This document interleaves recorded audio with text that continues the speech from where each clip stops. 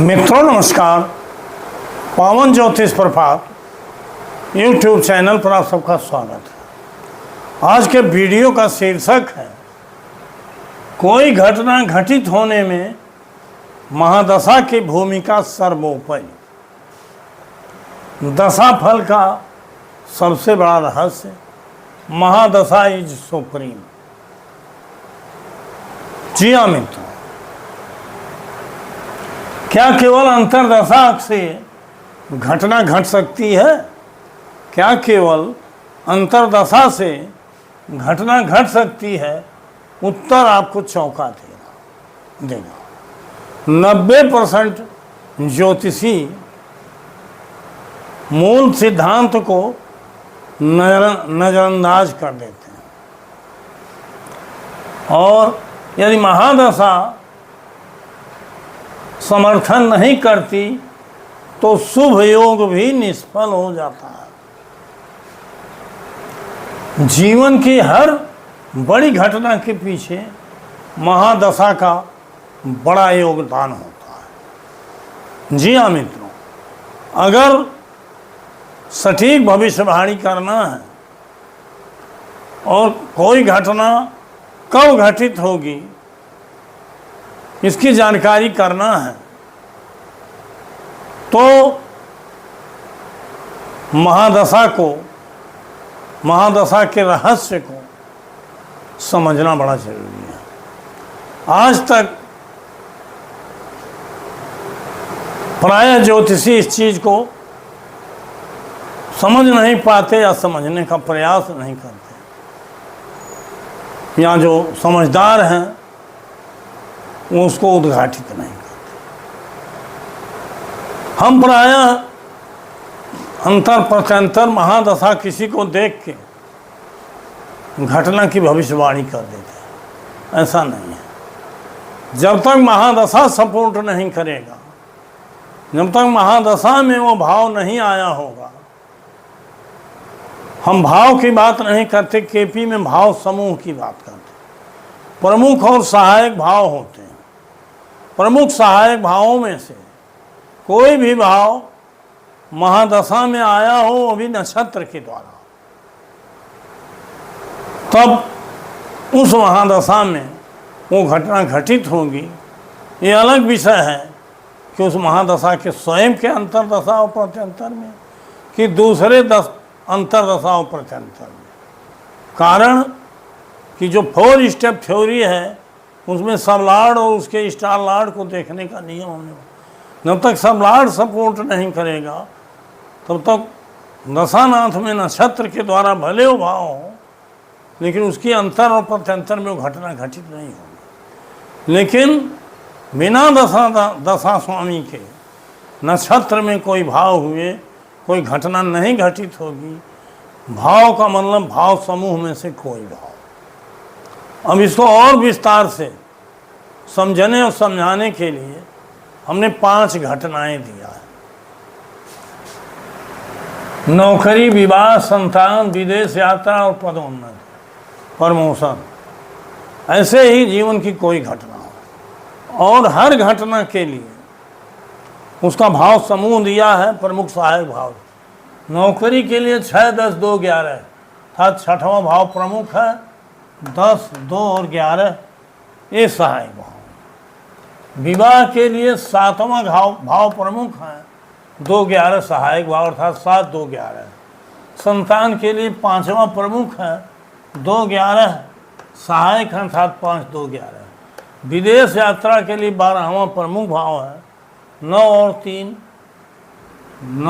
और 3 ये सहायक भाव है। तो पदोन्नत के लिए 10वां भाव प्रमुख है और 6, 2, 11 ये सहायक भाव। अब इन प्रमुख और सहायक भावों में से महादशा के नक्षत्र में कोई भाव होना चाहिए। आप सभी जानते हो, बार बार बताया गया है कि केपी नियमों के अनुसार वास्तव में सटीक भविष्यवाणी के लिए नक्षत्र बल ही मेन होता है।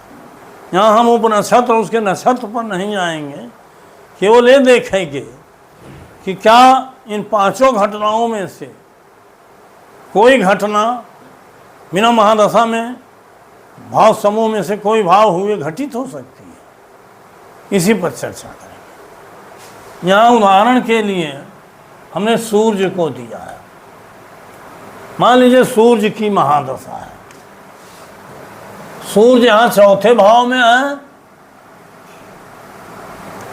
चौथे भाव में कर्क राशि है, बुध के नक्षत्र में है, अर्थात 1640 के बाद है, 1640 सूर्य बुध के नक्षत्र में है। और सूर्य नक्षत्र के माध्यम से कौन भाव बता रहा हूँ, सूर्य स्वयं के द्वारा देखिए चौथे में बैठा है, पांचवें में उसकी राशि है, तो 4 5 स्वयं के द्वारा हुआ। हम दृष्टि भी जहाँ होती है उसको सिग्निफिकेटर मानते हैं, यहाँ दृष्टि के द्वारा सूर्य को 10वां भाव भी मिल रहा था। सूर्य में 4 5 और 10 है। सूर्य का नक्षत्र बुध है, बुध में बुध तृतीय में है, तो 3 छठवें में उसकी राशि है 6, फिर 3 में स्वयं बैठा भी है, उसकी राशि भी है, नाते पुनः 3 और दृष्टि 9वें पर है, यहाँ 9। तो इस तरह से इसी सूर्य की महादशा में कौन कौन सी 5 घटनाओं में घटना होगी और कौन सी नहीं है। जो दिए गए भाव समूह हैं, अगर सूर्य में नक्षत्र के द्वारा उन भाव समूहों में से कोई भी भाव है तो सूर्य की दशा में वो घटना घटित होगी, अंतर्दशा कोई हो। और अगर सूर्य में वो भाव नहीं है तो भले अंतर्दशा कोई आवे, प्रत्यंतर कोई आवे, लेकिन उस दशा में वो घटना, उस 6 साल में वो घटना घटित नहीं। अगली दशा को आपको देखना। यहाँ हम पहला देखते हैं, नौकरी 6 10 2 11। सूर्य में देखिए नक्षत्र के माध्यम से 6 10 2 11 में कोई भाव है, यहाँ देखिए 6वां भाव है बुध में। इसका मतलब सूर्य की दशा में नौकरी लगेगी। अंतर्दशा कौन होगी वो तो हम अलग विषय है, अंतर्दशा कोई तो कोई होगी ही। लेकिन अगर सूर्य में 6वां भाव नहीं आता, 10 2 11 में से कोई भाव नहीं आते, तो बुध की दृष्टि नहीं है, नक्षत्र के माध्यम से 6वां है, नाते नौकरी लगे। अब विवाह है 7 2 11, देख लीजिए नक्षत्र में 7 2 11 में कोई भाव है, 3 6 3 9 नहीं है, अर्थात सूर्य की दशा में विवाह का योग नहीं है। अंतर्दशा भले बताओ, गोचर भले बताओ। विदेश यात्रा, विदेश यात्रा में 12 9 3 है। अब देखिए इसके नक्षत्र में 3 भी है 9 भी है, और इसका विदेश यात्रा के लिए प्रमुख भाव है 12 और सहायक भाव है 9 और 3, अर्थात 9 और 3 है, तो सूर्य की दशा में विदेश यात्रा होगी। पदोन्नति के लिए 10 6 2 11 है। इसमें देखिए बुध में 6वां भाव है नक्षत्र में, ये नाते पदोन्नति भी होगी। इतनी घटनाएं होंगी। और हमने कहा विवाह का योग नहीं, क्योंकि 7 2 11 कोई नहीं, ये नहीं होगा। संतान के लिए 5 2 11 नहीं है, कोई भाव नहीं हो।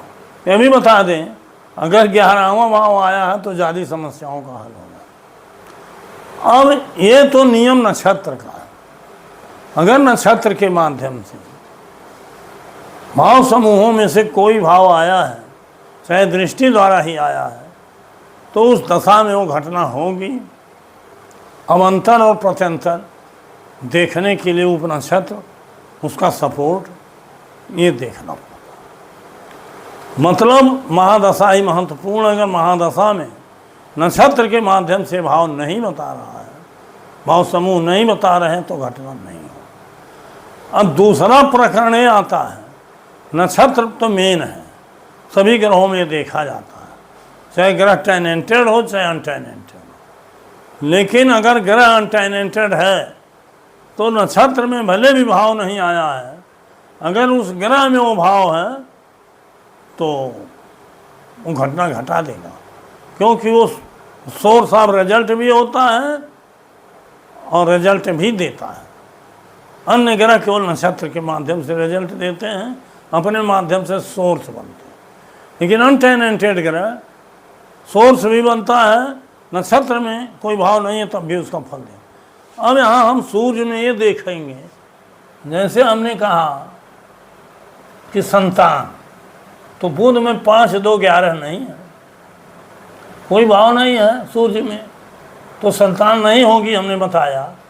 लेकिन सूर्य में 5वां है, अगर यही सूर्य अनटेनेंटेड है, अनटेनेंटेड का मतलब कि सूर्य के नक्षत्र में कोई ग्रह न हो, स्वयं भले हो सकता है तो अनटेनेंटेड हो, तो भले नक्षत्र में भाव नहीं है लेकिन 5वां इसमें है, जहाँ से 5, 2, 11 में से एक भाव मान लिया जाएगा, अपने नक्षत्र को इसका सपोर्ट कर देगा ये, और संतान होगी। इस तरह से कहो कि विवाह नहीं होगा, संतान हो सकता है सूर्य के पहले विवाह हो गया हो, ये अलग विषय। तो मित्रों, मेरा आशय यही है कि जो भी मैं बताता हूँ ये एकदम बेशकीमती जानकारी है, और ज्योतिष के जो पिपासु हैं, ज्योतिष रूपी ज्ञान रूपी रत्न के जो पारखी हैं, वही हमारे वीडियो के इस तार्किक रहस्य को समझ सकते हैं, समझते भी हैं।